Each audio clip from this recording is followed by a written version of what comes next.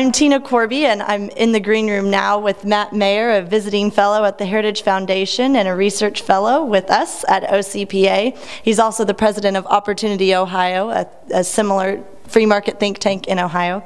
My first question for you is, why is the topic that this summit is addressing, energy and federalism, important not just to policy experts, but to individual Americans? You know, it's important because as you look at the kind of policies coming out of Washington, this one-size-fits-all approach that is very liberal progressive, it's essentially inhibiting governors from solving some of the problems that they have with good innovative solutions, and doing so in a way that makes sense for Oklahoma or makes sense for Ohio or makes sense for Texas. And so the point of federalism is it allows us to come up with different solutions that work best for our various states, and that's what our founding fathers envisioned when they wrote the Constitution and created this idea of competitive federalism. You said inhibiting governors, but I want to ask you to expand a little bit. Is it the one-size approach that fits all that Washington employs inhibiting just governors, or does it also in some respects hamstring individual Americans, again, from just being able to respond to situations in their own lives? Yeah, you know, look, we know that you get most accountability as an American when government is at the lowest level, your school board, your city council. As you pop that up to higher and higher levels, we lose our ability as Americans to have any kind of accountability, transparency with government. And so when it's a Washington-driven system, it's a system where we don't have any ability really to get accountability. And so we lose the ability to make sure that what's done in our backyard is the best solution for our backyard, not what may have made sense in Washington, D.C. in some marble hall in a big old building. So it's very important that we keep control as locally as possible in order for Americans to have as much accountability and say in what happens in their own backyard and in their own state.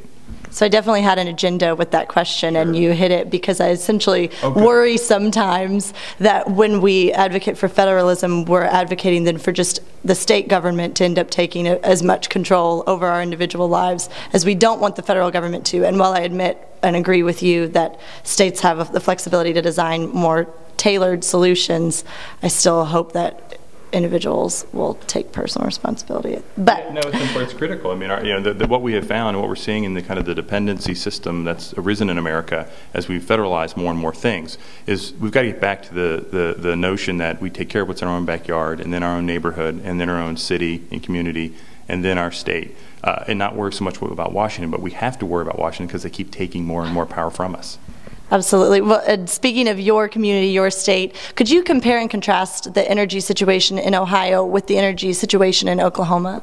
Yeah, I mean, I think, you know, Oklahoma has taken a very aggressive stance in making sure that you guys are leveraging the natural resources that are here in Oklahoma in a way that is good for the business community, it's good for the environment, and it's good for the individual Oklahomans, because it helps create jobs and prosperity broad-based across the state. In Ohio, you know, we've got the Utica Shale Formation, and it's kind of the nascent arrival of that, and our governor, unfortunately, is trying to propose a severance tax hike on energy companies. He wants to essentially raise taxes on the energy companies, including 2,200 small business energy entrepreneurs in Ohio, in order to fund a small tax cut to kind of all the other Ohioans. So it's kind of very much a spread the wealth mentality, doesn't address government spending, doesn't solve the local tax problem, which is really the burden in Ohio.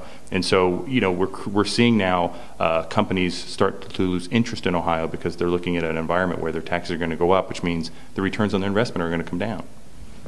And my last question, the panel you're on is about American energy and national security. And I was talking a little bit before with Dr. Carafano about how we often think of that issue strictly in terms of energy security, and I'll admit that that's true of me. And so I'm eager to see us adopt energy independence, and that's a possibility now for the first time, really. But new domestic exploration isn't happening at a pace right now to keep pace with demand, because Obama has done very little to encourage domestic exploration and a lot to discourage it, whether it was allowing leases to expire, delaying permitting, the moratorium after the Deep Horizon spill a couple years ago. So my question is, what do you make of the president's domestic energy program, and what do you think we should be doing to encourage energy independence? Well, if he has a domestic energy program, it's actually not about domestic energy. It's really about green energy and promoting green energy, which is just not very efficient in most places in the U.S. Can't compete with natural gas, coal, oil. And so, you know, he's tying the hands of where we have an abundance of resources and he's trying to force us to essentially adopt really expensive alternative forms of energy, which in certain places it may be appropriate and we should use those, but we also need to leverage what we have here, and that will make sure that we aren't dependent upon foreign sources. And by the way, think about all the findings that we see on natural gas liquids, oils all across North America. If we really leverage that and tap that to the degree we could, I am confident we will have entrepreneurs all over the country, or people come here, create new uses for all of that energy, create new jobs, new markets, things that we haven't done before. They're the great American way, where when something comes out, we figure out a way to leverage it, and we will use that resource here to have our own dependence, that we're not looking for places like the Middle East, Russia, China, India, and other places for oil and gas. We have it here. Funds what we have demand for, creates new markets that we didn't even know about, and creates prosperity for Americans in a way that we've never yet had, or haven't had for about 100 years since the oil boom back in the turn of the century with John D. Rockefeller.